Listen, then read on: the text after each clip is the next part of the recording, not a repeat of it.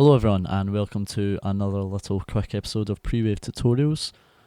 Today we're going to quickly just look at the distortion that you can get from Camel Crusher, but also how that affects the EQ, because obviously it gives a lot more high end, and the signal adds more harmonics. But if you actually the main thing I'm going to talk about is the low end, because if you first high pass then add some distortion, then you actually get more low end introduced.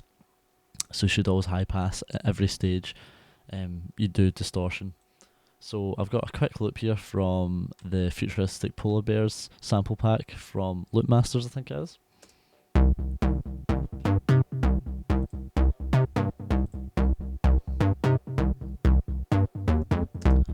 So I'll introduce my own sub later, so there's some steam popping up there. I shall high pass that to about 100 Hz. Maybe even, for the sake of this tutorial, I shall do 200 Hz. So we can see nothing below 100 Hz really coming up there. And then when it's hitting 100 Hz, it's going to about -6 decibels. So if you've not got it, get Camel Crusher. It's a free VST that you can pick up, and it's absolutely brilliant. It kind of just obviously adds distortion, but it just makes it sound a lot better. It makes it a lot fatter, basically. Compresses it and such. So here's the signal dry. Then let's add the Camel Crusher.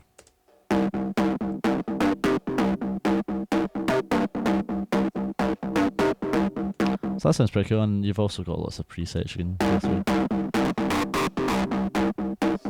We'll just stick with the normal one for now.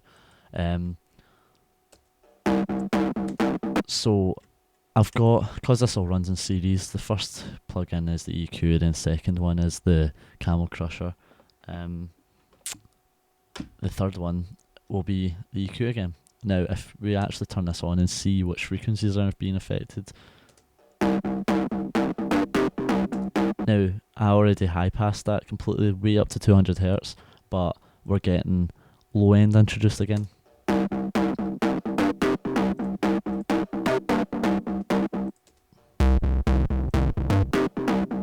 A lot less than if I didn't have the EQ on at all.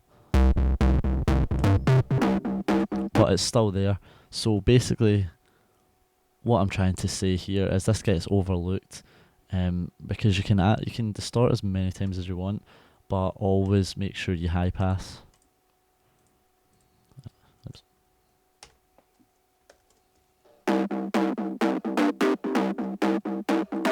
Maybe even you don't want so much of that high end distortion. Maybe put that down to about 10k.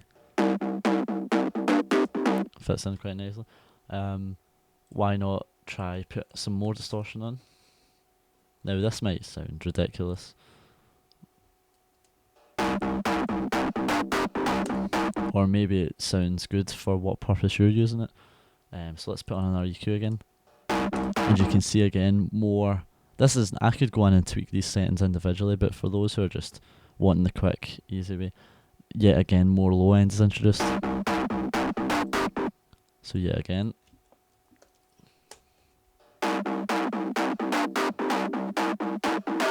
So now that if you've got a kick and a sub bass playing, there won't be any interference at all. And then also you can sidechain. If you do have the low end, you can sidechain that to the kick, and you won't get any interference in the frequency ranges. So yeah, basically that is kind of just today's tutorial.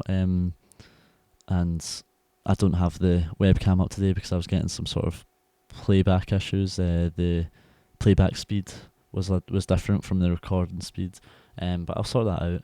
And also, I'll sort out next week's tutorial. And I'll try and record a few because I'll be away for 2 weeks.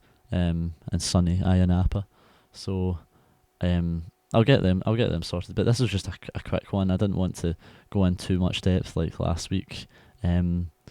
but next week I might do another playthrough of one of my tracks, and I can split that into 3 videos I can cover, and then I can go more in depth into the way that I process bus channels in groups, like the drums for instance, and then the bass, and gluing everything together. So yeah, thanks for watching, and make sure to subscribe on our YouTube, and head to our Facebook at facebook.com/Prewave podcast. Thanks a lot, guys.